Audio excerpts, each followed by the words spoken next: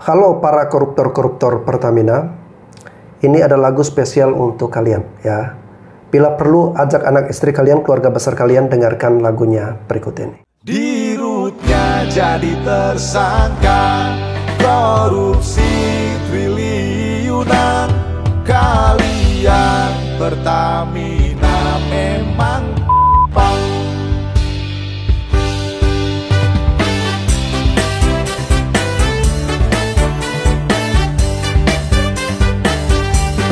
Aku pejabat kaya bangsat, padahal digaji uang rakyat.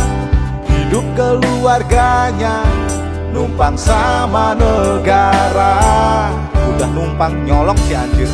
Gaji MM-an tiap bulan, masih korupsi triliunan. Anak dan cucu aman, dikasih makan uang haram. Pertalite sering kosong, antrinya suka panjang. Biarpun pakai barcode, emang Pertamina ngetot. Dirutnya jadi tersangka korupsi triliunan. Kalian Pertamina emang numpang ngurusin minyak negara. Tiap tahun katanya rugi, ternyata direkturnya kaya babi. Tolong dong borgol dia di penjara yang lama, dimiskinkan, ambil semua hartanya. Awas aja kalau nanti hukumannya cuma sebentar, suruh dia minum Pertamax sampai modar. Pertamax beneran, bukan Pertamax oplosan.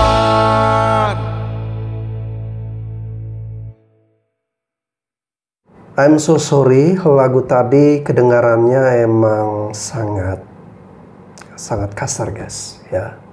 Tapi sangat pantas untuk para koruptor-koruptor Pertamina. Itu bagian dari ekspresi netizen guys ya. Oke guys, masih ada video-video menarik, kita dengarkan dulu berikut ini. Buat Rifa Sihaan, lo dasar malu-maluin JG. Tahu nggak kenapa? Nama lo Rifa Sihaan. Kalau dulu ya, gue kenalan sama orang Sihaan. Oh, marga Sihaan. Iya, tahu dong, satu keluarga dong sama Marcel Sihaan. Agak bangga gimana gitu kan ya. Terus sekarang mau kenalan sama orang, oh Sihaan. Sama dong sama di Pertamina yang korupsi, yang ngoplos Pertalite. Bego lah kau. Halo sahabat netizen seluruh Indonesia, ketemu lagi dengan saya Insinyur Romi HS. Kali ini saya tetap ingin membahas tentang korupsi di PT Pertamina. Ya, ini sangat membuat masyarakat di Indonesia, rakyat Indonesia ini bersedih hati. Dan banyak rakyat Indonesia ini sekarang menunggu apa kepastian hukum untuk mereka-mereka yang telah merampok hak rakyat Indonesia. Ini bukan kasus sepele, bukan kasus kecil, dengan nilai yang sangat fantastis. Ya. Sekarang rakyat Indonesia tidak bisa menerima hanya kata-kata minta maaf dari direktur utama PT Pertamina yang sekarang. Bahkan mereka membilang bahwasanya Pertamina akan berbenah, ya, akan lebih baik ke depan. No, rakyat bukan menginginkan bagaimana PT Pertamina itu lebih baik ke depan. Tapi bagaimana konteks Pertamina ini kita harus rewind 5 tahun ke belakang. Itu yang paling penting. Ya. Tidak ada kata maaf buat perampok di Indonesia. Rakyat sekarang sudah jengah dengan apa yang terjadi. Kita akan rewind dulu 5 tahun ke belakang. Apa aja yang sudah Anda maling di Indonesia, terutama di Pertamina. Jadi tidak bisa minta maaf begitu saja. Kita lihat kebijakan dari Bapak Prabowo Subianto ya.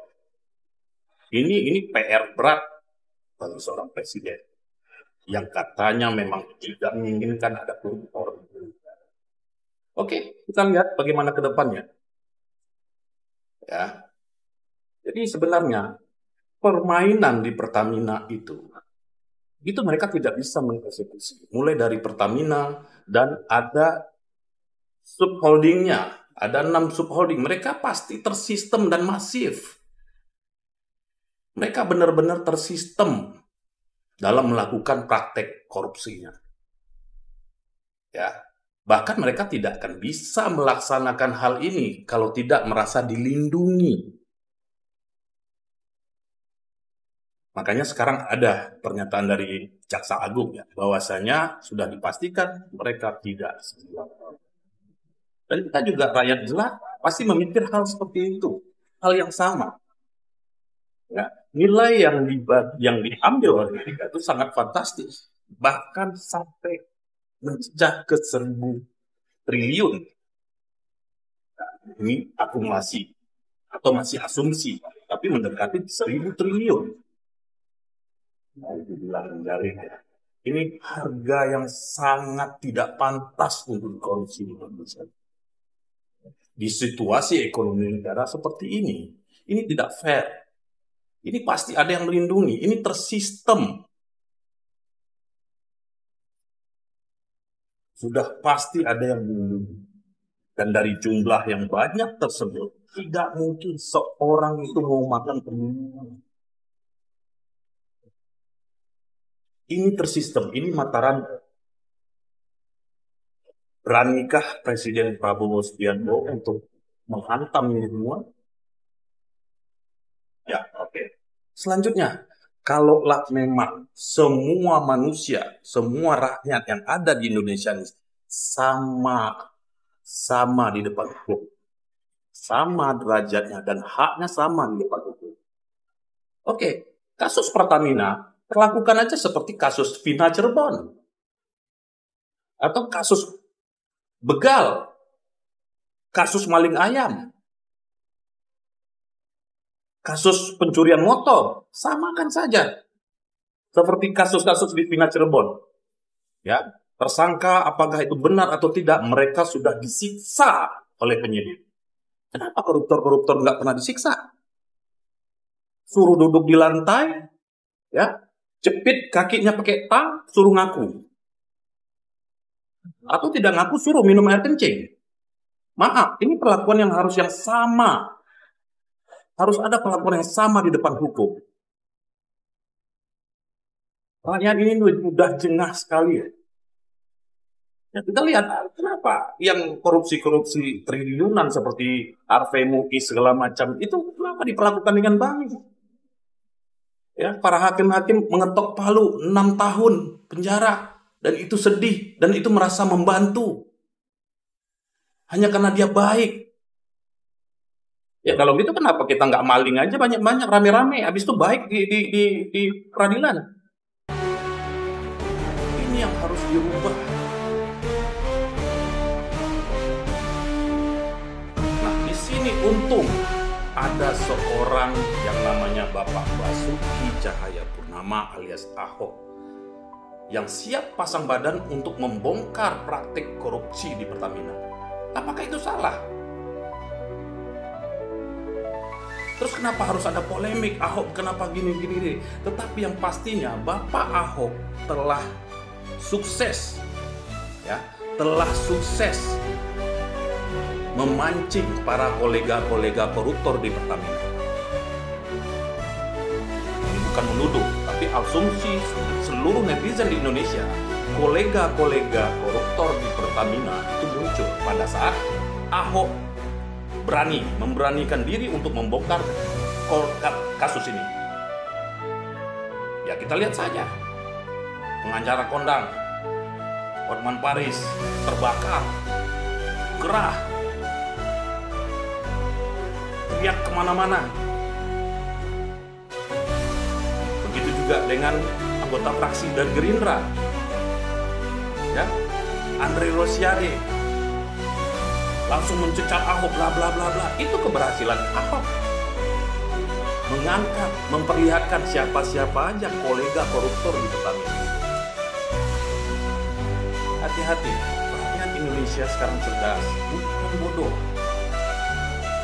Sengsara karena Anda, para koruptor. Sepatutnya guru-guru yang honorer udah bisa jadi PSN. Ya sepatutnya mungkin harga dari gaji UMR bisa ditingkatkan. Ketimbang Anda yang memakan dengan nilai yang sangat fantastis. Mau dibawa kemana negara ini? Luar biasa. Hasil rampokan yang sangat fantastis. Ya. Di sini kita minta kerjasama institusi-institusi lain.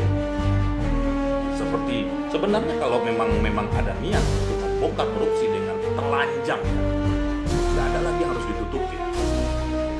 Ya kan? Kita juga bisa pintar bagaimana cara membongkar itu, nggak usah berlarut-larut loh. Coba kita lihat, bisa bersumbangsi institusi dari Komdiji misalnya. Ya, tinggal panggil provider, ambil handphone dari 9 tersangka. Ya, toh konon katanya ada WA group yang namanya orang-orang senang. Tinggal diambil handphonenya di antraksi. Isi percakapan dalam 5 tahun. Bullshit kalau dibilang nggak bisa. Jangan bohongin. Netizen sekarang pinter. Kuat di segi IT juga mereka pinter-pinter. Tinggal panggil provider, Komdiji dalam hal ini, silakan panggil provider. Antraksi namanya yang namanya handphone 9 dari tersangka. Itu bisa diketemukan apa aja pembicaraannya. Nah, PPATK silahkan dari 9 tersangka sekarang lihat kemana aja aliran dana. Siap-siap Anda ya yang merasa gerah di saat Ahok bicara, siap-siap Anda juga akan dilihat rekeningnya. Ini bisa membuat lebih terang ya. Dan di sini ya kekuatan dan komitmen seorang Presiden Prabowo Subianto untuk memberantas korupsi dengan tidak memandang siapa di samping dia, apakah dia orang partai dia, apakah teman dekat. Potong aja Pak. Di sini kesempatan buat Bapak Presiden Prabowo untuk membuktikan siapa Anda sebenarnya. Rakyat akan mendukung Anda. Jangan takut kehilangan teman, jangan takut kehilangan praktisi-praktisi partai Anda. Ya, kalau memang mereka bersalah, giling semuanya. Oke, banyak lagi hal-hal yang bisa kita bicarakan sebenarnya. Bagaimana untuk membuat korupsi. Sekarang permasalahannya mau atau tidak, berani atau tidak. Sekarang PR berat juga buat Bapak Jaksa Agung. Anda sampai sekarang ini, apa yang Anda lakukan itu udah benar. Lanjutkan dan jangan pernah takut dengan apapun. Kita paham semua ini tersistematis. Tapi bagaimana Anda membongkar kotak Pandora ini yang sudah terpapar di depan publik. Jangan sampai semua kita ini dianggap pemainnya. Hati-hati buat itu. Netizen selalu mengamati perkembangan yang terjadi di negara ini. Karena kita cinta NKRI. Salam waras dari Medan. Oke guys, menarik sekali apa yang disampaikan atau diungkapkan oleh Insinyur Romi HS ya. Korupsi Pertamina ini memang paling bajingan ya, paling biadab dan paling bangsat. Karena ini angkanya nggak main-main, memecahkan rekor, memecahkan sejarah. Dalam sejarah peradaban bangsa Indonesia, ini adalah korupsi yang paling mengerikan sepanjang sejarah guys ya. Angkanya bukan miliaran, angkanya sudah bukan triliun lagi, tapi kuadriliun guys ya. Bisa dikatakan ini mungkin angka korupsi yang paling tergila di seluruh dunia. Ini menandakan apa guys ya? Negara kita sudah sangat darurat sekali ya. Sudah sangat parah, sudah sangat bobrok, sudah sangat hancur kalau untuk masalah korupsi guys ya. Entah ini sampai kapan. Coba kita harus jujur ya, tanyakan kepada orang-orang di sekeliling kita, saudara-saudari kita, keluarga kita. Mereka udah malas guys ya. Bahkan mereka pesimis. Mereka mengatakan ya mau bagaimana lagi. Negara kita emang dari atas sampai bawah udah budaya korupsinya udah melekat, udah menyatu. Jadi sampai kapanpun tidak akan mungkin. Bahkan ada yang berani bilang begini, potong kuping saya kalau Indonesia ini bisa bebas, bisa bersih dari korupsi. Ya. Saking tidak percayanya pada negara ini, saking pesimisnya bahwa korupsi ini bisa diberantas, bisa diberangus, bisa dihilangkan. Ya. Nah sebenarnya guys ya, ada salah satu jalan yang sebenarnya ini memudahkan agar Indonesia ini bisa berhenti dari yang namanya korupsi. Asalkan pemerintah kita ya, termasuk lembaga legislatif juga, dalam hal ini adalah DPR RI, berani bersepakat membuat suatu keputusan besar, keputusan yang tidak main-main, keputusan yang tidak memberikan toleransi kepada para koruptor ya. Yakni seperti di negara-negara komunis, salah satunya adalah Cina ya, yang memperlakukan hukuman mati kepada para koruptor. Dan kita lihat hasilnya sangat efektif guys ya. Dan kita semua rakyat Indonesia menginginkan hal seperti itu. Para koruptor dihukum mati, dieksekusi layaknya teroris ya. Karena kalau teroris menghancurkan negara, korupsi ini juga menghancurkan negara ya. Bahkan mungkin lebih daya rusaknya lebih parah daripada teroris ya. Karena mereka membunuh semua rakyat Indonesia di segala sendi, di segala sektor guys ya. Masa untuk koruptor kita perlakukan dengan baik, kita perlakukan dengan hormat ya. Fisik mereka malah tambah sehat, tambah bagus. Ini sama sekali tidak berperi kemanusiaan ya. Sedangkan orang yang maling ayam, maling pisang tanduk ya, maling motor, itu dipatahkan tulangnya, diperlakukan barbar ya, dibakar hidup-hidup, dipenggal dan sebagainya. Mengerikan sekali guys ya. Padahal hasil curian mereka itu tidak seberapa dengan apa yang dilakukan oleh para koruptor-koruptor ini. 1 kuadriliun guys ya, sudah sepantasnya, sudah sewajarnya dirinya dan juga orang-orang yang menikmati uang-uang tersebut memang ya harus diberikan hukuman mati guys ya. Oke guys, saya kira itu saja. Sampai jumpa lagi di konten-konten saya selanjutnya.